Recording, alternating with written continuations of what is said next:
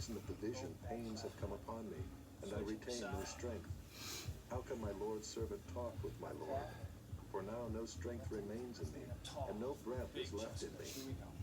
Again one having the appearance of a man touched me and strengthened me.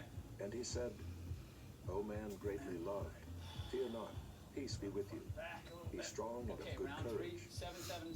And as he spoke to me, I was strengthened and said, Let my Lord speak, for you have strengthened me. Then he said, Do you know why I have come to you? But now I will return to fight against the prince of